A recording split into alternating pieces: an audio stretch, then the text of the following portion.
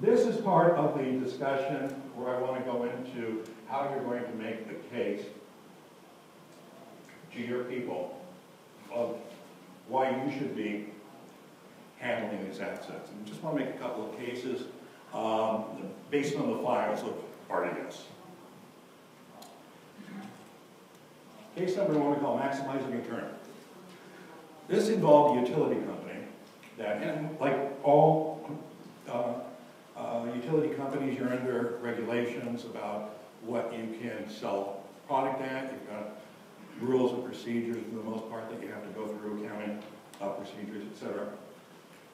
And so this utility company put out multiple bids for this particular lot of surplus. And we were interested in particular on a Tellabs digital access cross-connect switch. It's a fairly old switch, actually. And the reason we were interested is that we have a customer who buys some of this, these cards from us, circuit packs are called, from us on a fairly regular basis.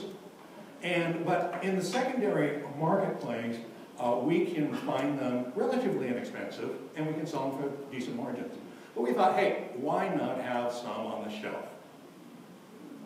All right, so we looked at what our, we've been able to sell it to the customer. So we kind of come up with this would be the maximum we can sell it at.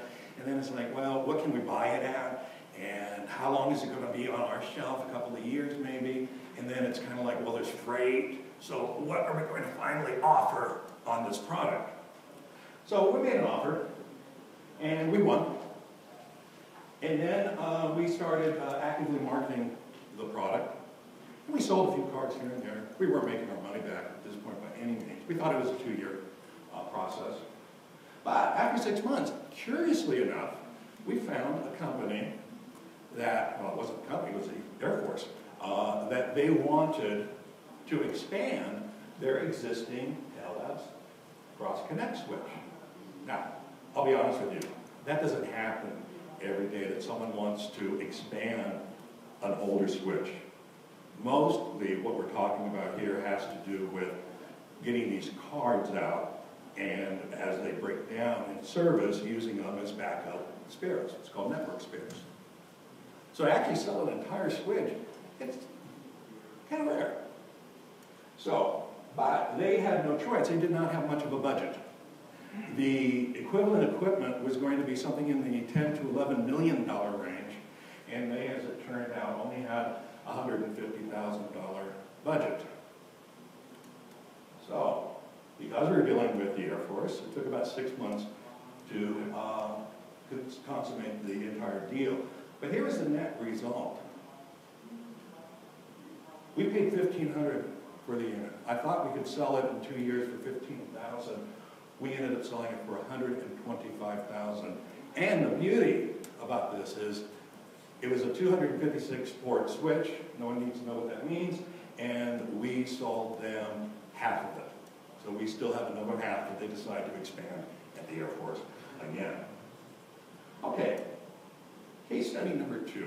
We call this thinking outside the box, being creative.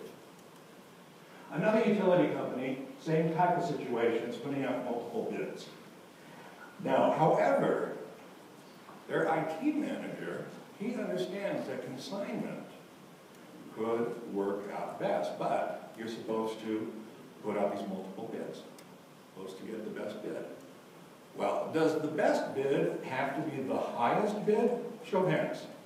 Does the best bid have to be the highest bid? Okay, it has to be the best bid. And that means what are the terms and conditions that are involved. Here's where you get creative. We ended up buying the equipment for a small amount. All right? And then we said we're going to set up a consignment contract, whereas if we sell it the next 6 months, we'll split the proceeds. And guess what? We didn't sell it. In fact, we scrapped part of it a couple of weeks ago. You know, so you don't always make great decisions. But was this a failure? No, sir. Because the seller created a business case. He was able to sell it to management, and he's moving toward a more profitable position, all right? And to be honest with you, I think with what we paid them, they made more than what they would have gotten from the scrap dealer anyway. All right, case study number 3. Knowing your market. And this is really when having a secondary market reseller for whatever assets that you are responsible for. I realize not everyone here is doing IT, you could be doing turbines, you could be doing copper. But you're going to be dealing with different types of brokers and distributors. Always go with someone who has secondary market experience, which means they are selling to end users and so it's being sold upstream. So we had this potentially high value Alcatel-Lucent card, part of the consignment we have with a communications company. Now, when we did our market research, we determined that the value to end users was in the $2,000 to $2,500 range. We keep pretty extensive history records with our customized software so we can see where trends are, see what's happening, see who has what they're quoting out.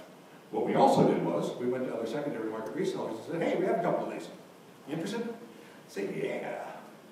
And so we got bids, offers. We didn't tell them we had as many as we did. We told them we had a couple. And people would pay us $150, $400. All right. Funny thing, you know the $400 one offer we had? It was from Alcatel-Lucent. From their, they sell, Alcatel-Lucent resells their circuit packs at very high margins, by the way. So that's why they could buy it from us for $400 and sell it for $2,000 or $2,500 or whatever they charge for it. All right. So we kept this card in stock about 6 months. All right. We quoted it several times, and everyone's always offering us a lower price. But we know the market. So we ended up selling it to an end user in February. And they had come to us when we said, what you target, it was within the realm of reason.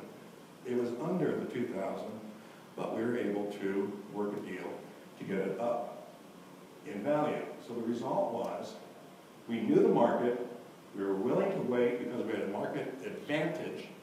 Nobody had this card, but everyone was looking for it. We sold all 18 cards for $2,050 each.